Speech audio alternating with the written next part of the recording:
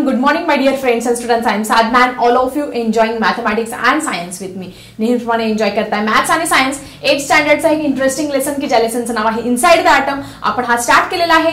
याच्या अगोदर आपण ह्या इनसाइड द ॲटम म्हणजे ॲटमच्या मध्यभागी नक्की काय आहे, ह्या अणूच्या दुनियेमध्ये, या रेणूंच्या दुनियेमध्ये नक्की काय आहे हे समजून घेत आहोत. याच्यासाठी कुठल्या कुठल्या सायंटिस्टने आपण अभ्यास केला हे अगोदरच्या व्हिडिओमध्ये आपण क्लिअर केलेला आहे. आणि आपण आलो तर रुदरफोर्डच्या गोल्ड फॉईल एक्सपेरिमेंट पर्यंत. रुदरफोर्डचा गोल्ड फॉईल एक्सपेरिमेंट बघितला, त्याचे पॉस्ट्युलेट्स बघितले, त्याने काय काय जगासमोर मांडली थेरीज त्या बघितल्या. पण या रुदरफोर्डचं न्यूक्लिअर जे मॉडेल आहे हे सुद्धा फेल झाले. याच्यामध्ये काही ड्रॉबॅक्स आले. मग कोणते ड्रॉबॅक्स आले आणि कोणत्या सायंटिस्टने परत याच्यावरती अभ्यास केला, चला समजून घेऊया आजच्या या व्हिडिओमध्ये. मग आता what are the drawbacks in Rutherford's model. रुदरफोर्डने जो सोन्याच्या पातळ पत्र्यावरती प्रयोग केला होता त्याच्यामध्ये अल्फा पार्टिकल्स, अल्फा इमिटर्स हे केलं होतं. काही जे अल्फा पार्टिकल्स आहेत ते सरळ गेले, काही डेव्हिएट झाले, काही न्यूक्लिअरवरती जाऊन परत आले. हे सगळं आपण त्याच्यामध्ये बघितलं होतं. पण याच्यामध्ये सुद्धा काही ड्रॉबॅक्स निघाले. काय आहे ड्रॉबॅक्स? फर्स्ट तुमचा ड्रॉबॅक आहे, तुम्हाला पुस्तकामध्ये दिलेला आहे. According to this law the atom describe in Rutherford model so establish law of physics. म्हणजे आपल्या फिजिक्स मध्ये वेगवेगळ्या सायंटिस्टने जे लॉज मांडले आहेत ते काय सांगतात, दॅट इलेक्ट्रिकली चार्ज बॉडी म्हणजे ॲटम भोवती जी electrically charge body revolving in a circular orbit म्हणजे इलेक्ट्रॉन्स काय करत असतात त्या ॲटम भोवती किंवा न्यूक्लियस भोवती गोल गोल गोल गोल फिरत असतात. At that time energy decreases, energy decrease होते. हे फिजिक्सच्या लॉज सांगितलं आणि ते काय केलं आहे या आपल्या रुदरफोर्डच्या मॉडेलमध्ये ते एक्सप्लेन केलेलं नाही. मग all the atoms are stable except radioactive item.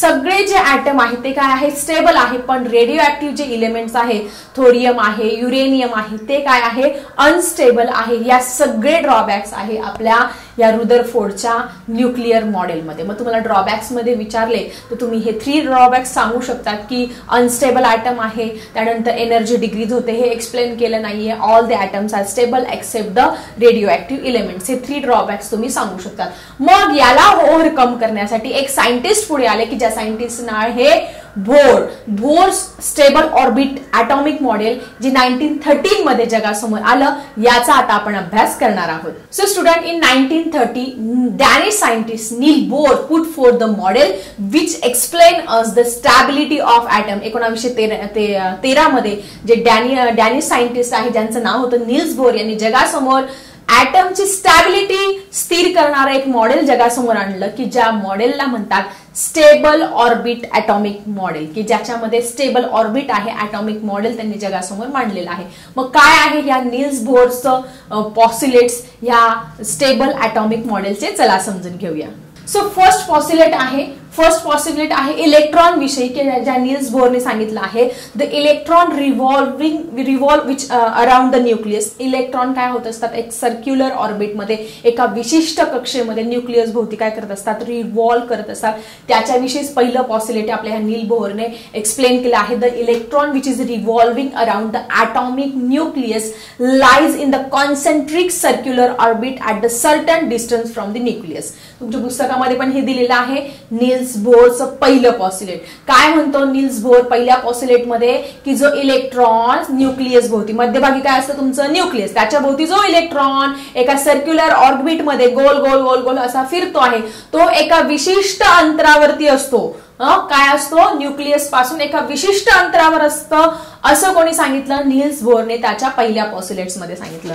Clear everyone? That is the electron which is revolving around the nucleus lies at the certain distance from the nucleus. This is the first postulate of Niels Bohr atomic model. Second postulate मध्ये काय म्हणतो Niels Bohr, that is energy of an electron is constant while it is in a particular orbit. तो एखाद्या particular orbit मध्ये तो electron फिरत असेल त्यावेळेस त्याची एनर्जी काय असते, कॉन्स्टंट असते. क्लिअर? फर्स्ट मध्ये काय म्हणतो की तो जो इलेक्ट्रॉन गोल गोल गोल गोल फिरतो आहे तो न्यूक्लियस पासून सर्टन पार्ट वरती असतो, एका विशिष्ट अंतरावरती असतो. दुसऱ्या पॉस्ट्युलेट मध्ये नील्स बोर म्हणतात की energy of an electron when it is revolving around in a particular orbit is constant. म्हणजे एनर्जी त्यावेळेस तो त्या ऑर्बिट मध्ये फिरत असतो त्यावेळेस त्याची एनर्जी काय असते, कॉन्स्टंट असते. So let's move to the third postulate of Niels Bohr atomic theory. And most important postulate of Niels Bohr is that when electron jump from inner orbit to the outer orbit it absorb the energy. जेव्हा electron जो आहे तो आतल्या orbit मधून बाहेरच्या orbit मध्ये jump करत असतो तेव्हा तो इलेक्ट्रॉन तो जी एनर्जी आहे तो एनर्जी ऍब्सॉर्ब करत असतो. And when it jumps from outside to inside it emits energy. आलं लक्षात सगळ्यांचे. बरेच विद्यार्थी इथे कन्फ्युजन होतात आणि त्यांचं इथे उत्तर चुकत असतं की जेव्हा इलेक्ट्रॉन आतले तुम्हाला हे ऑर्बिट वगैरे हे सगळं माहिती आहे, जेव्हा आतल्या ह्या सगळ्या ऑर्बिट ह्या कक्षा असतात के एल एम ह्या ज्या शेल्स आहेत, मग पहिल्या शेल मधून शेवटच्या दुसऱ्या शेलमध्ये किंवा तिसऱ्या शेलमध्ये ज्यावेळेस तो जम्प करतो त्यावेळेस तो काय करतो एनर्जी ऍब्सॉर्ब करतोय, एनर्जी शोषून घेतोय, ऊर्जा शोषून घेतोय.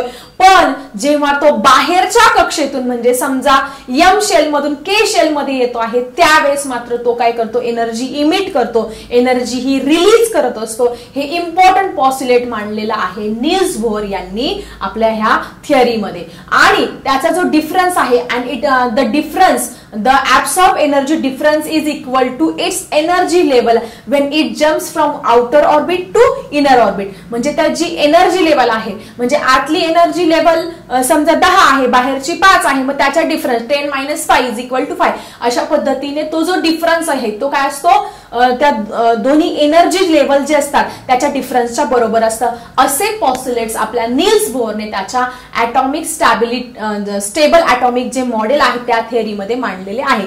सो आय थिंक तुम्हाला हे चारही पॉस्युलेट्स क्लिअर झाले असेल. त्यानंतर तुम्हाला एक डायग्राम दिसते आहे की जी नील्स बोहरने एक्सप्लेन केलेली आहे की ज्याच्यामध्ये तुम्हाला दिसतंय वेगवेगळ्या शेल्स दिसतायत. दिसतंय तुम्हाला की पहिली जी शेल आहे ह्या नील्स बोहरने या शेल्सला नावं दिलेली आहे. पहिली जी शेल आहे के शेल आहे, दुसरी एल, तिसरी एम आणि त्याच्यानंतर एन, के एल एम एन. अशा पद्धतीने नील्स बोहरने या शेल्सला सुद्धा नावं दिले आहे. या शेल्स काय डिसाइड करत असतात? It decide the electronic configuration of an any element. For example आपण सोडियमचं उदाहरण घेऊया.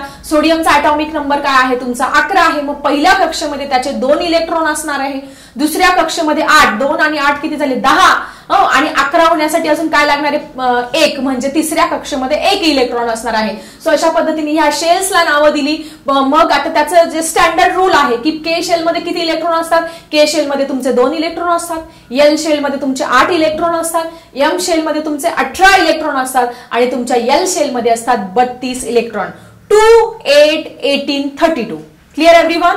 आता ह्या नील्स बोहर नंतर कोणीच अभ्यास केला नाही का ह्या ॲटम वरती, इनसाइड द ॲटम वरती? नाही. So many scientist study about the atomic models, they put for their postulates and they told about the atomic structure. मग ह्या ॲटॉमिक स्ट्रक्चरच्या ज्या पुढच्या सायंटिस्टने अभ्यास केला त्याला क्वांटम मेकॅनिक्स मध्ये त्यांचे जे लॉज आहे ते क्वांटम मेकॅनिक्स मध्ये क्वांटम फिजिक्स, तुम्ही क्वांटम फिजिक्स विषय ऐकलं असेल, त्या क्वांटम मेकॅनिक्स मध्ये त्यांचे लॉज जे आहे ते टाकले गेले. सो अशा पद्धतीने आज आपण इनसाइड द ॲटम ह्या लेसन मध्ये वेगवेगळे मॉडेल समजून घेतले. महर्षी कणादांचं मॉडेल बघितलं, डाल्टन डेमोक्रॅटिस बघितलं, डाल्टन्स ॲटॉमिक थेरी बघितलं, त्यानंतर प्लम पुडिंग मॉडेल बघितलं, रुदरफोर्डचं मॉडेल बघितलं आणि बोर्स ॲटॉमिक मॉडेल सुद्धा आपण इथे क्लिअर केलेलं आहे. सो स्टुडंट आता बघणार आहोत आपला नेक्स्ट टॉपिक या लेसनचा.